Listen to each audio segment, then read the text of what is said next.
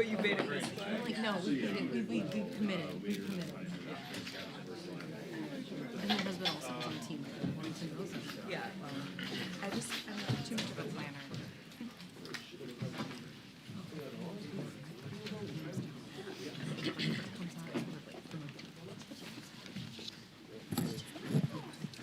I'm sorry. Good morning, everyone. Thank you for being here. I am not Lisa McLean.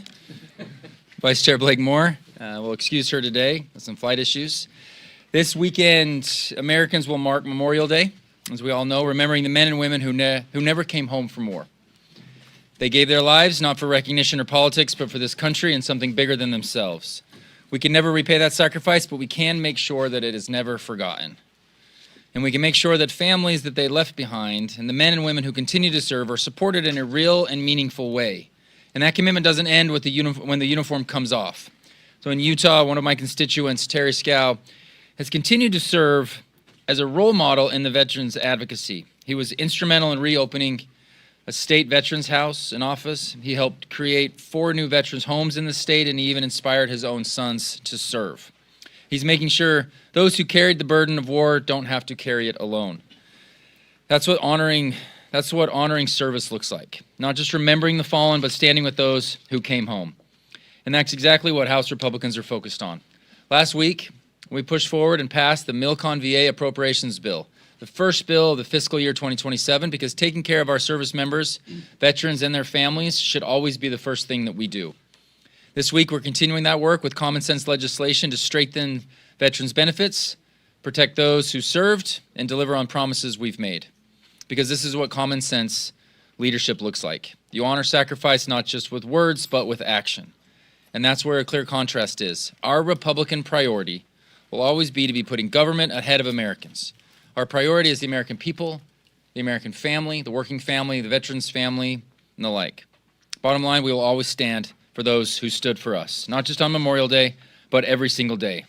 And with that, I hand it over to, out of the great state of Texas, Mr. Jake Ellzey.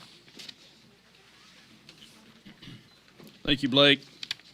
It's indeed an honor to be standing in front of you. I'm not worthy to be able to talk to you today on behalf of my fellow veterans and those who didn't come home, but I hope that my words honor them and their families. I spent 20 years in the world's finest Navy as a helicopter and fighter pilot, and then I got to serve here, one of only 11,000 Americans. It is indeed an honor to be talking to you today. You know, as Blake said, we passed the Milcon VA bill 415. So when you out in the audience today get to speak about what we do and don't do here, I want you to keep in mind that while there's clickbait out there all the time about how divided we are, understand this one thing, that Americans come together. I don't know who the 15 were who decided to vote no on this bill, but 400 Americans in the House of Representatives, Republican and Democrat, chose to honor and serve our veterans. $900 million going to advance medical care, $2 billion going to improving our facilities in the VA, Second Amendment rights for our veterans in there, 400 to 15. We do good work in here. Also, as Blake mentioned, we got a bill on Thursday and Friday addressing benefits for survivors and veterans' Second Amendment rights. But since we are on a Memorial Day, I would be remiss if I didn't mention to you, as we go about our business every day, and we've got a weekend coming ahead of us that is full of joy and sales, I want to point out a couple of people. When I deployed with Morgan Luttrell, my brother, in Iraq in 2006, I was with Team 5 as a JTAC. This young man right here, Clark Schwedler, I'm reminded of him every day, and I hope to honor his service how I conduct myself up here. I wear him on my wrist. I chose this picture because Clark Schwedler didn't have anybody but that dog. He had his parents, but he lost his life, gave his life for both the Iraqis and the American people on April 6 of 2007. He didn't get to come home. I chose the dog picture because he brought that back. His teammates brought that back to him, and his parents got to keep that dog. But I want you to say his name either loudly or quietly to yourself, Clark Schwedler, because that's what Memorial Day is about. On the same operation on April 6th, Mike Day got shot 27 times. 27 times. 16 to the body, 11 in his plates. The plates fell off as they took him off. He got knocked out by a grenade. He came back, but he didn't come home. And in 2023, he took his own life. So I just want to point out that when we're talking about what this week is about, over 1 million Americans have given their lives so you and I can go about life, so that I can watch my son play baseball and play catch with him, so I can take my daughter to go see her next school, next college, and so that I can come home from very difficult weeks here and hold my wife. Keep in your minds, say their names, keep them in your memories on this Memorial Day. I yield to Tom Emmer.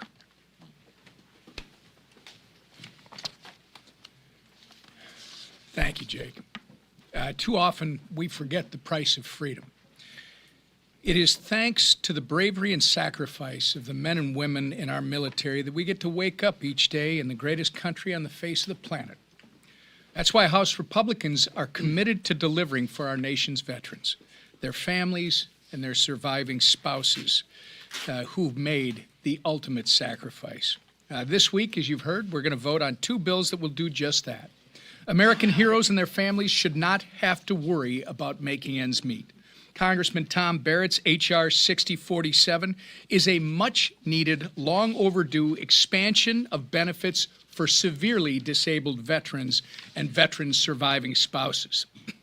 Sadly, they have not seen an increase in benefits in over 20 years, even as the cost of living has continued to go up. This is unacceptable. This week, House Republicans will right this wrong, ensuring that no veteran or veteran's family gets left behind. House Republicans will also vote on the Veterans Second Amendment Protection Act led by VA Committee Chairman Mike Bost. It's simple. Veterans deserve the same constitutional rights as every other American. Right now, veterans who get help managing their benefits can be stripped of their Second Amendment rights by Washington bureaucrats. No judge, no due process, no court ruling. This isn't just insane, it's anti-American, and it's an affront to the Constitution.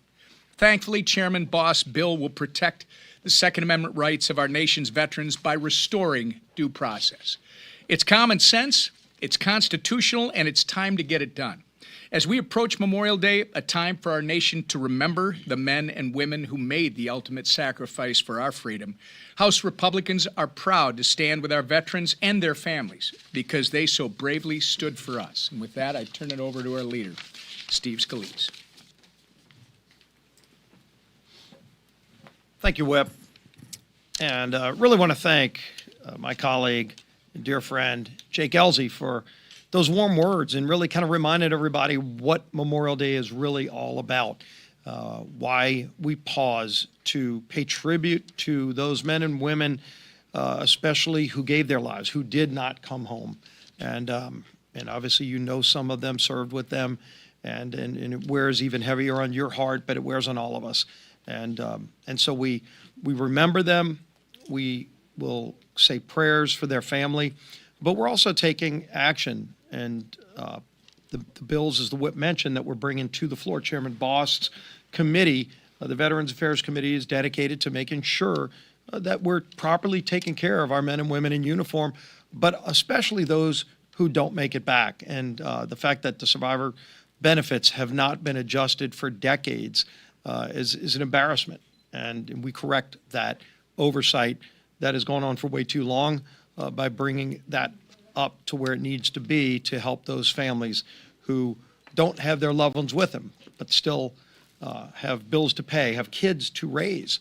And that's an important bill. The Second Amendment protections of all people who should have those. It surely should be those who fought to defend the rights that we have. They surely should not have less rights than American citizens who did not participate in our military. And so that bill at least gives them equity and parity to make sure that our veterans are not treated less than every other American citizen when it comes to Second Amendment rights. We're bringing a number of other bills, too. Of course, we're waiting on the Senate to finish the reconciliation bill. They are going to go through the vote around tonight. Hopefully, they get it all wrapped up by tomorrow. We stand ready to move as soon as the Senate is finished. And we adjusted our schedule to be here longer for that. The housing bill that we're going to be voting on today is really, really important to lower housing costs for all American families. This is a bill that French Hill, the Financial Services Committee, did incredible work on to make sure we got the policy right. Clearly, there were some differences between the House and Senate. You see many of those problems were addressed in the changes and the amendments that Chairman Hill is bringing forward in the bill that is on the suspension calendar today. I think you're going to see a very strong vote, which shows that all of us want to see lower housing costs, but we need to change laws. We need to simplify some of the laws so that we can lower those housing costs. This is something that every American in this country is going to be happy to see, to have lower housing costs. And then one of the bills you're going to be able to watch a really interesting vote on tomorrow is the Women's Museum. You know, we're bringing a National Women's Museum. Shouldn't be controversy at all, except for the fact that the Democrat Women's Caucus has now come out against a women's museum. And you would ask why. Well, that doesn't make any sense, and it doesn't.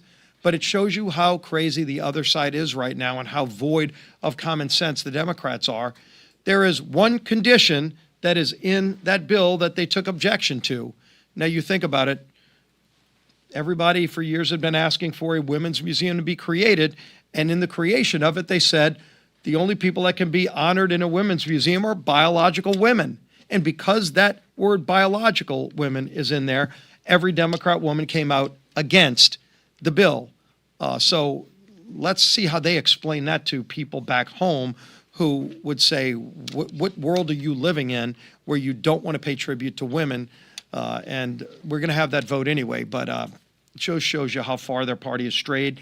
You saw that vote last week on Law Enforcement Week. A week, again, pay tribute to our men and women in uniform who keep our communities safe. The police, a lot of them were up here from all over the country.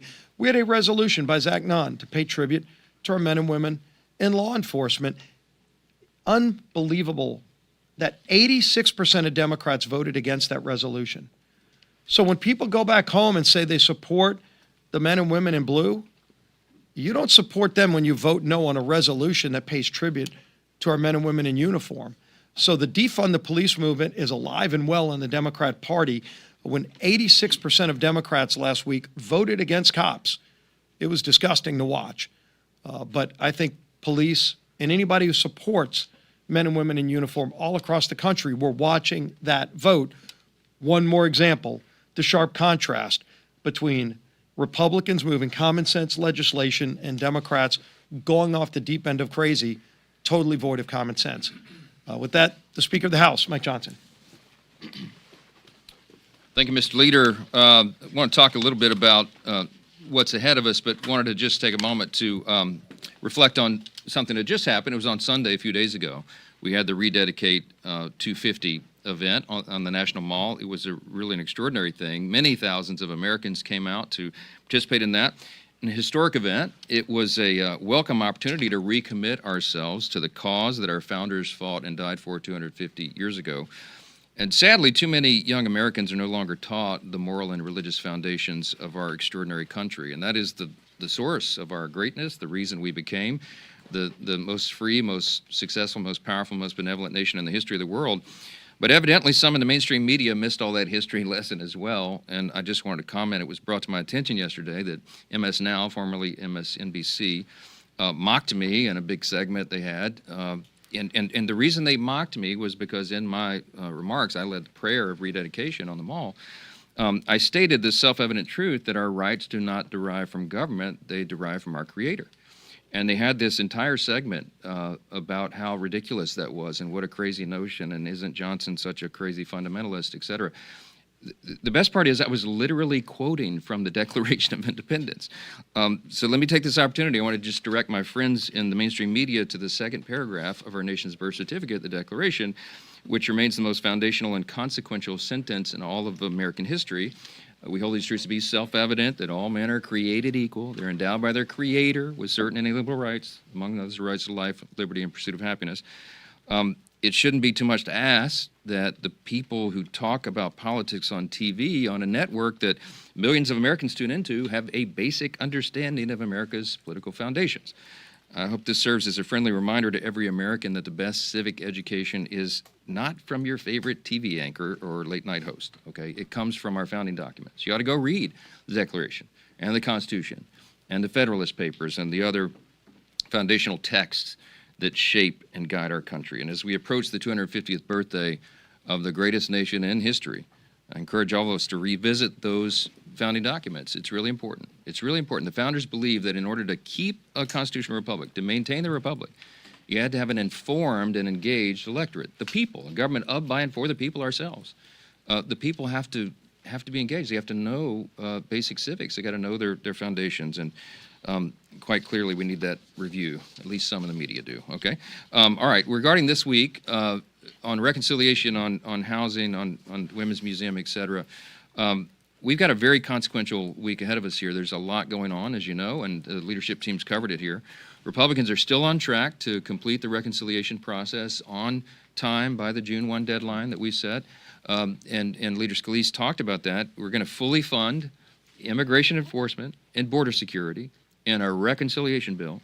Again, it's worthy of note, that is rather a shocking proposition. The Democrats don't want to have anything to do. Think of it. They don't want to give $1, 1 penny, to border enforcement, border security, and immigration enforcement. So sadly, we've got to do that ourselves. We don't yet know exactly what form that bill will take because it's still going through the parliamentary process there and working through the committees and the floor vote.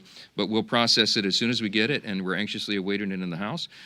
We expect that that's going to happen here by Thursday. That's the hope.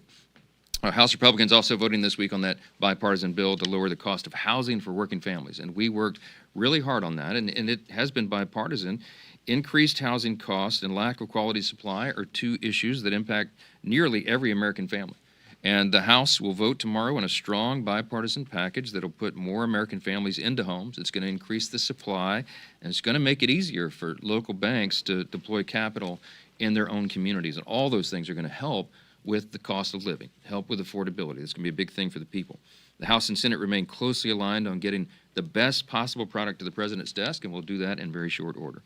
On the Women's History Museum, I'll just say we're going to take that up. Nicole Malliotakis, representative from Staten Island, worked very hard on this and drawn a big coalition of people. I think it has almost maybe 270, 280 co-sponsors at this point.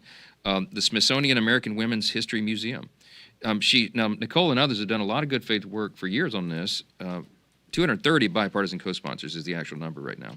But suddenly, in spite of that, Democrats are all backing out. And you heard Leader Scalise talk about this. It's just an incredible thing. Why are they backing out? Simply because the bill reinforces an objective truth that a museum for women, get ready, should showcase only women. Okay, that's the concept that got them all riled up. Here's the language of the common sense amendment that was added to the bill that made all the Democrats run for the hills. Quote, "The museum shall be dedicated to preserving, researching, and presenting the history, achievements, and lived experiences of biological women in the United States." The addition of the word biological made them all run for the hills. I mean, if that's controversial in the Democratic Party, we're in serious trouble.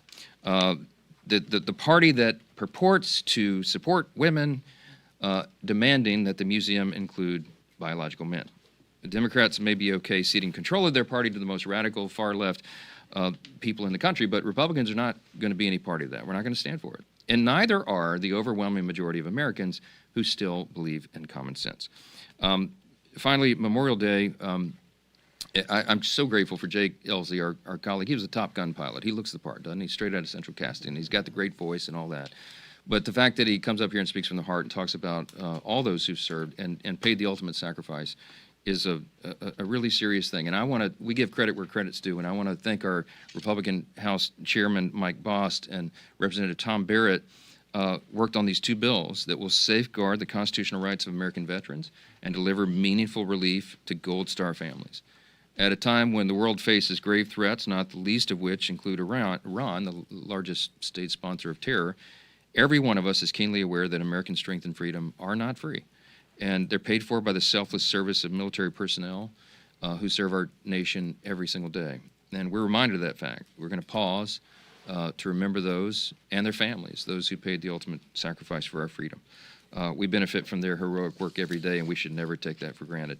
Real quick word on the primary results last night. That's the big political news, of course. Last night, just in a nutshell, I talked with the president late last night after everything all the dust was settling over all the elections.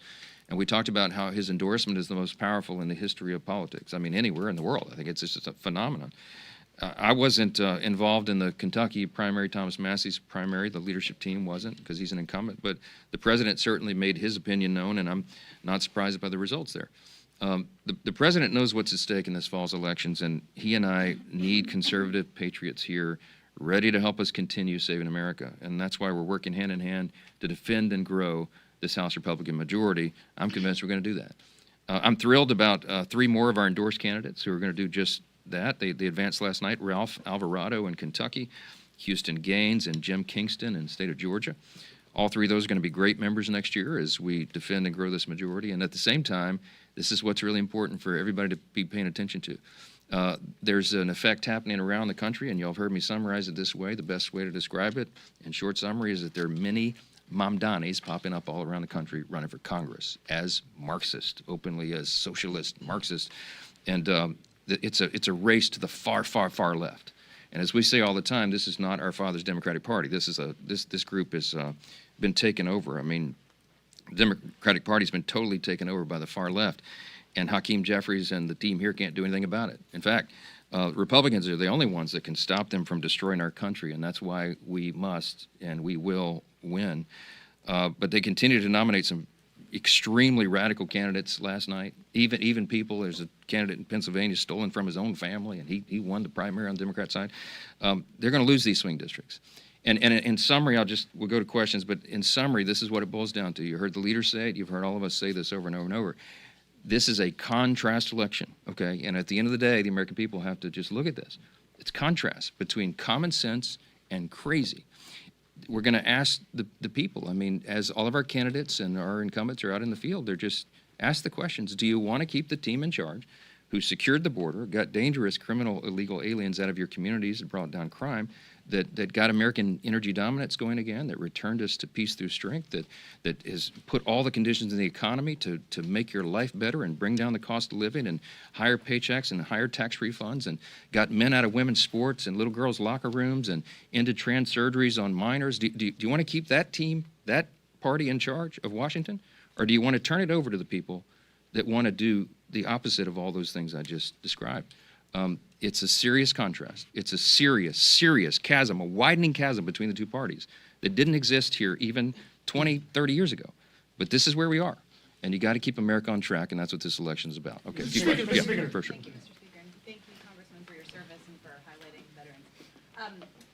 With Massey's defeat yesterday, Cassidy over the weekend, possibly John Cornyn next week, is the message for Republicans that you have to be in lockstep with the president or you will face defeat? And also, given the amount of money that was spent in Kentucky, that is likely going to be spent in Texas and elsewhere, is it a wise choice to use all that money against Republicans when you have such a fraught battle for the House? The message is that we're advancing America's first agenda, the America First agenda. It's about bringing the country back. And America is back. And that's because we've been running an agenda, again, based on common sense that achieves so many of those things I just said and more.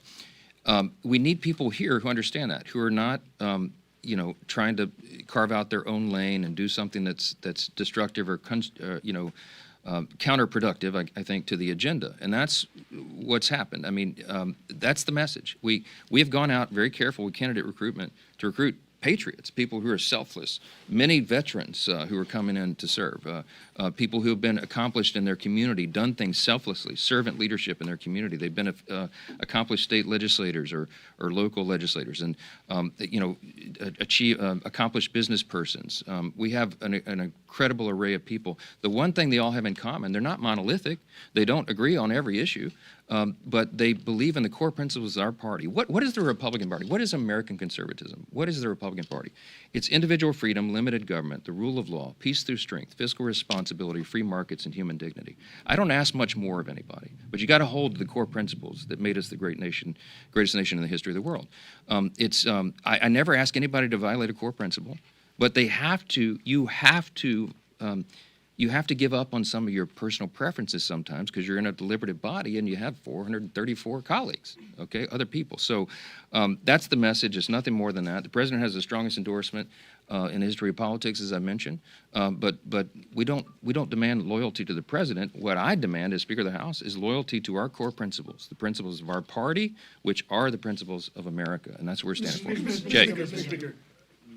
Understanding that the Senate is going through its process on reconciliation, and we don't know what's going to happen to this $1 billion for Secret Service, and understanding that only a fraction of it is to protect the new ballroom. With that stipulated, what do you want to see happen here? And if it doesn't end up in this bill, are you going to do a supplemental for Secret Service? Because they've said they need money regardless of what happens. Well, look, the funding for Secret Service is essential. The president has now survived a third assassination attempt in just a few years. We're obviously in a heightened threat environment. This is a different time than it's ever been, and so we need all of our law enforcement adequately funded. Certainly Homeland Security, and certainly Secret Service. So we'll look at that. I don't yet know, as I said, I don't know what will be included in the second reconciliation bill, the final details of it. We should know that in a few hours, and we'll process what we get, and then we'll look at the next issues. I mean, what they're asking for to harden the security at the White House and elsewhere to make sure that Secret Service can protect the president, the vice president, and the executive branch officers is a critical function. That's not a partisan thing at all. I mean, everybody has to acknowledge it's necessary and important, and we'll figure out how to make it happen. Would you be okay if January 6th rioters, the ones who were convicted, even some of the ones who attacked the police, had access to this taxpayer dollars of this $1.8 billion in settlement that the DOJ has created, the settlement fund? Would you be okay if they had access to that money? We don't know any of the details of that settlement fund. The acting attorney general, Todd Blanche, testified yesterday, and he gave a lot of detail, and I'll just defer to what he said because he obviously knows a lot more about it than I do. He said, let me tell you what he said.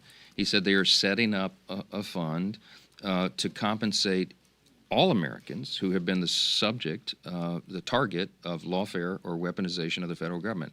Again, that's not a partisan proposition either. Everybody should support that. He did not say who will be eligible. There's many details to be filled out on that, and I'm not going to comment on it until that. I'm not going to comment on that until it comes out. Yes, ma'am. Mr. Speaker, Congressman Tom Keene has not been seen or heard from by the public for months. Does he owe his constituents transparency? And for your purpose, are you able to pass partisan legislation like this? Yeah, I talked to Tom. It's been a few weeks ago now on the phone, and he sounded good and optimistic, and we're expecting him back here soon. He's had a medical issue, and he's going to be fully transparent and disclose all that. I mean, that's what he told me. But I don't even know the details, and I have to respect that. It's a member's personal privacy on whatever matters they're dealing with. But we expect to have him back soon. We've missed him. He's a great member of Congress. He'll get reelected because he comes from a long history, a legacy in his family of faithful public service. Things happen to people individually in their health and otherwise, and they deal with challenges and they get right back. That's what champions do. Tom Keene is one of them. Proud to stand with him. He's going to get reelected, and we look forward to welcoming him back here very soon. Thank you all. Appreciate it.